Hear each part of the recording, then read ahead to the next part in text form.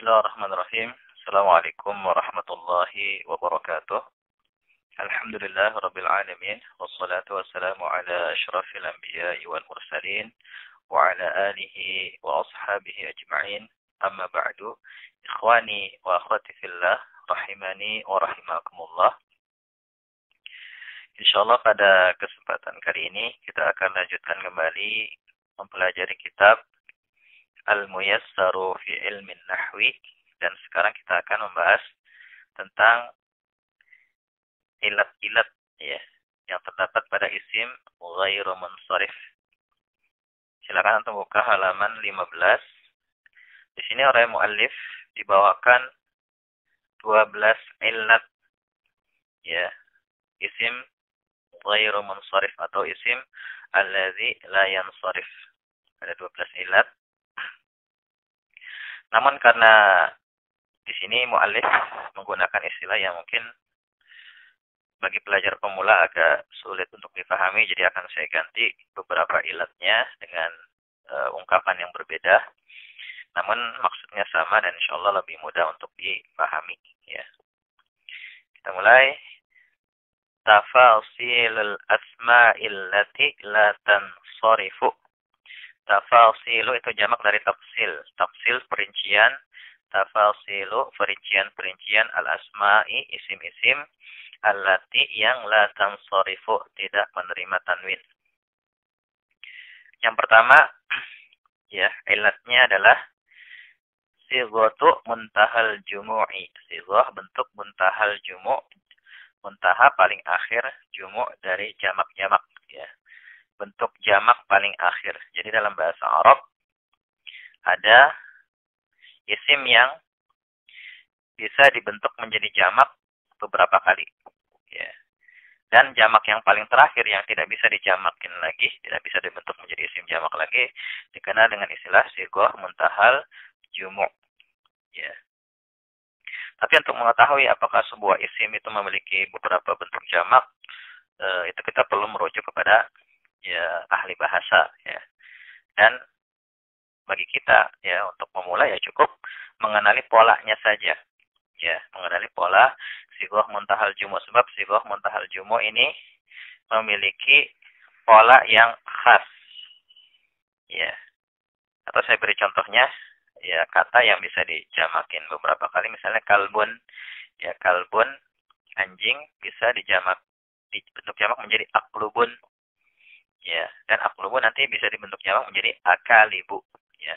Nah, akalibu sudah tidak bisa dijamakin lagi sehingga dia tidak boleh ditanwin dan masuk ke dalam sighah muntahal jumu'. Nah, di sini disebutkan oleh muallif sighatu muntahal jumu', sighah muntahal jumu' ala wazni mafa'il. Sesuai dengan wazan mafa'ila. Ya. Contohnya masajida, masjid-masjid, dananira, dinar-dinar. Ya. Kalau di kitab yang lain, misalnya di kitab Mulakhas atau di kitab Fahimna, saya berikan beberapa pola sighah muntahal jumu' ya di nahwu tingkat lanjutan. Tapi sebenarnya ada penjelasan yang lebih sederhana ya. Bahwasannya sighah muntahal jumu' itu polanya itu cuma dua. Pertama pola mafa'ilu. Yang kedua pola mafa'ilu. Ya. Mafa'ilu dan mafa'ilu. Tapi yang dilihat itu bukan huruf pertamanya itu bukan enggak selalu mim. Jadi maksudnya pola yang pertama itu adalah isim yang terdiri dari 5 huruf, ya 5 huruf hijaiyah. Isim yang tersusun dari 5 huruf hijaiyah. Kemudian huruf ketiganya itu alif. Adapun harokat-harokatnya fathah, kemudian huruf ketiganya alif, kemudian kasroh, kemudian dhammah ya ketika dalam keadaan marfu'. Kemudian pola yang kedua terdiri dari 6 huruf. Dan huruf ketiganya sama alif.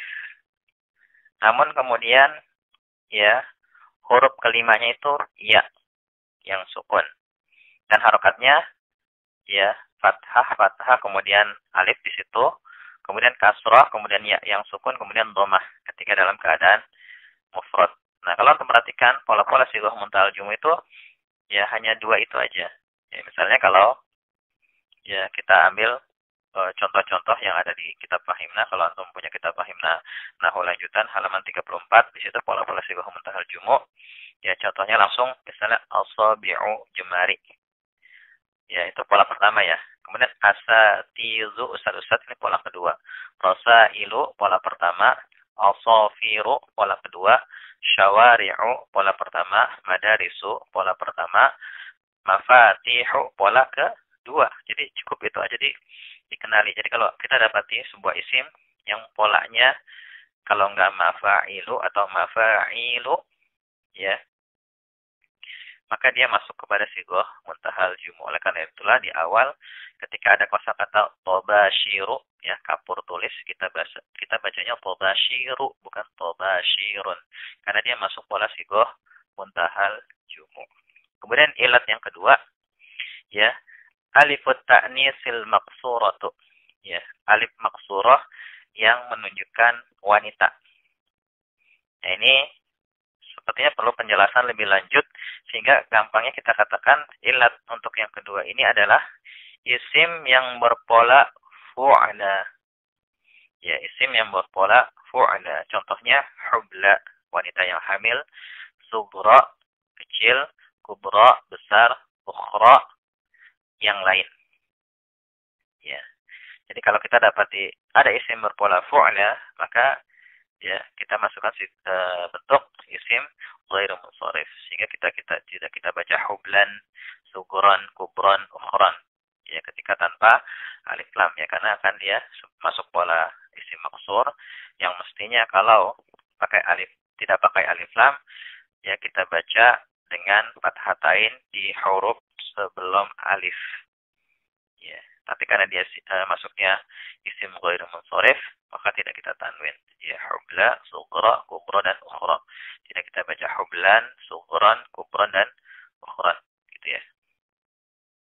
Kemudian ilat yang ketiga, alif ta'nisil mamdudatu.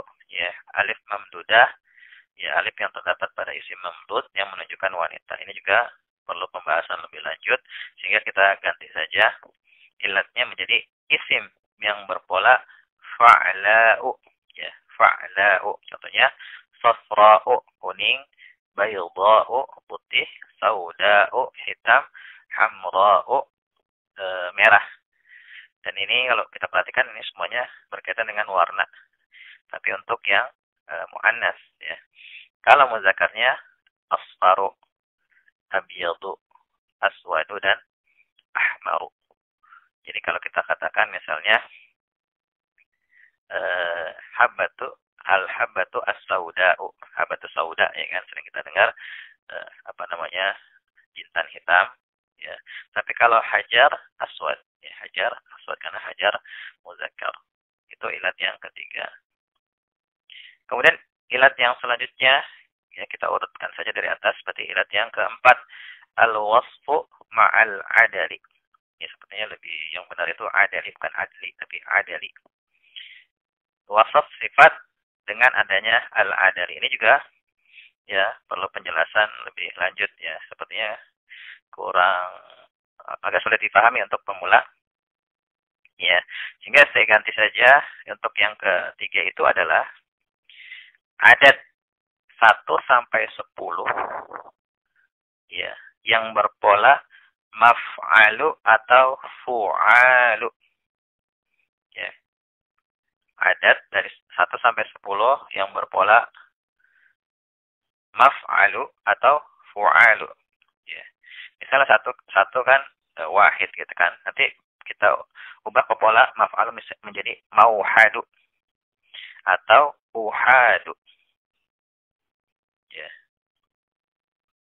Kemudian yang kedua wahid isnan kedua itu masna atau suna'u. Tiga maslasu atau sulasu. 4 arba'u atau ruba'u. Ya, dan seterusnya sampai 10. Ya.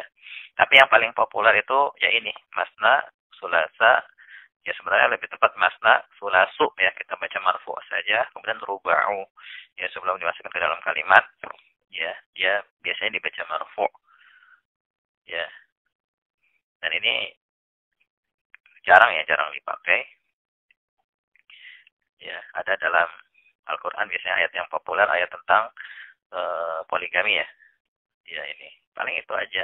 Ada satu lagi tentang apa kalau nggak salah tentang sayap malaikat ya, kalau nggak salah. Ya tapi cukup antum ya hafalkan bahwasannya jumlah 1 sampai 10, adat 1 sampai 10 yang berpola maf'alu atau fu'alu, maka dia tidak boleh ditanwin. Ya. Artinya kalau masna artinya 2, 2, sulasu 3, 3, ruba'u 4, 4. Ya misalnya kalau dalam kalimat misalnya ja'u mereka datang ruba'a 4, 4 jadi 4 datang, 4 datang, 4 datang, 4 datang itu maksudnya ruba ya 4, 4. Ya, seperti dalam hadis kan sholatul laili masna masna ya kan. Salat malam itu 2, 2, 2 rakaat, 2 rakaat, 2 rakaat, 2 rakaat, 2 rakaat terus gitu. Kemudian ilat yang kelima ya. Al-wasfu ma'a waznil fi'il. Wasaf sifat ya dengan pola fi'il. Atau kita ganti saja isim yang berpola af'alu, lebih gampang. Ya isim yang berpola af'alu, ahsanu lebih baik, akbaru lebih besar, asgharu lebih kecil. Yang dikenal dengan istilah isim tafdil. Ya jadi gampangnya gitu. Ilat yang kelima, isim yang berpola af'alu. Ya. Kemudian yang keenam, al-wasfu ma'a ziyadatil alif wan nuni. Ya. Wasaf atau sifat dengan tambahan alif dan nun di akhirnya. Kita ganti dengan isim yang berpola fa'lanu. Ya, fa'lanu seperti sakranu yang mabuk, ghadbanu yang marah, syab'anu yang kenyang. Ya. Gitu. Jadi kita ganti isim yang berpola fa'lanu. Jadi kalau antum mendapati isim yang berpola seperti ini fa'lanu, maka dia tidak boleh ditanwin. Selanjutnya yang ke-7 ya. Al-alamu ma'al adali. Ya, al-alamu ma'al adali. Alam nama dengan adanya al-adal. Ini ada penjelasan lebih lanjut yang mungkin agak sulit dipahami pemula. Jadi kita ganti saja nama yang berpola fu'alu. Seperti Umaru, Zufaru, Zuhalu. Ya, ini ilat yang ke-7 ya. Ini lebih mudah untuk dipahami. Yang ke-8. Al-alamu ma'a waznil fi'il. Nama dengan wazan fi'il. Jadi, nama yang diambil dari wazan fi'il. Fi'il kan misalnya pola fa'ala yaf'alu atau fa'ala yaf'ulu. Ya, misalnya fa'ala yaf'alu, kemudian nanti yaf'alu, yaf'alani, yaf'aluna, ketemu af'alu gitu. Itu kalau nama orang diambil dari wazan fi'il maka nggak boleh ditanwin. Seperti misalnya Ahmadu, Yazidu, Ahsanu. Ini diambil dari pola-pola fi'il, ya kan? Ahmadu asalkan aku memuji gitu ya. Pola fi'il af'alu. Yazidu, zada, yazidu. Ya, jadi kalau misalnya kita memberi nama orang yadribu, yadraba yadribu, memukul. Jadi dijadikan nama, maka nggak boleh kita baca yadribun. Kenapa? Karena dia nama yang berasal dari wazan fi'il. Ya. Ini ilat yang ke-8. Yang ke-9. Al-alamu ma'aziyadatil alifi wan nuni. Ya. Nama dengan adanya tambahan alif dan nun di akhirnya. Ya, seperti Utsmanu, Utsman, Sufyanu, Sufyan, Sulaimanu, Sulaiman. Ya. Dan antum harus catat ya. Ilat di sini ilat yang dimaksud di sini adalah alif nunnya itu alif nun tambahan. Ya. Seperti contoh di sini misalnya Utsman, Sufyan, Sulaiman itu misalnya Utsman itu asal katanya dari ain, sa dan mim. Sufyan juga begitu. Sin, fa dan ya itu asal katanya. Sulaiman sin lam mim gitu ya. Nah, kemudian ditambahin alif dan nun di akhirnya itu. Jadi alif nun itu alif nun tambahan. Jadi kalau alif nunnya bukan alif nun tambahan atau nunnya bukan tambahan, maka dia dibaca munsharif, diberi tanwin. Seperti misalnya ada nama orang Hasanun. Hasanun kan asal katanya dari hasuna ya, asal katanya. Hasuna nunnya jadi bukan nun tambahan, nun asli dia. Jadi kita baca Hasanun. Jadi, tapi walaupun seperti itu, ya penjelasan itu lanjutannya sebenarnya seperti itu. Tapi kalau untuk pemula, ya memang gampang dikatakan nama yang berakhiran alif dan nun. Ya seperti itu paling mudah dipahami. Tapi sebenarnya yang dimaksud alif nun itu alif nun tambahan, bukan asli dari kata nama itu. Ya. Ilat yang selanjutnya ke berapa ya? 10. Ya. Al-alamu ma'at ta'nisi. Ya, nama dengan adanya tanda muannas ya, tanda tak marbutah. Baik nama laki-laki maupun perempuan seperti Aisyah tuh, Fatimah tuh, Mughirah tuh, bisa terus Hamzah tuh kalau ada. Di sini enggak diberikan ya. Hamzah tuh, Usama tuh itu ya, masuk ke sini. Ilatnya. Ya, nama dengan adanya tak marbutah, tanda kewanitaan. Kemudian yang ke-11, al-alamu ma'al ujmati, nama asing. Nama yang diambil dari selain bahasa Arab. Seperti Ibrahimu, Ismailu, Yusufu. Ya, nama-nama Nabi itu semuanya itu katanya asing. Ya, nama asing. Kecuali 4.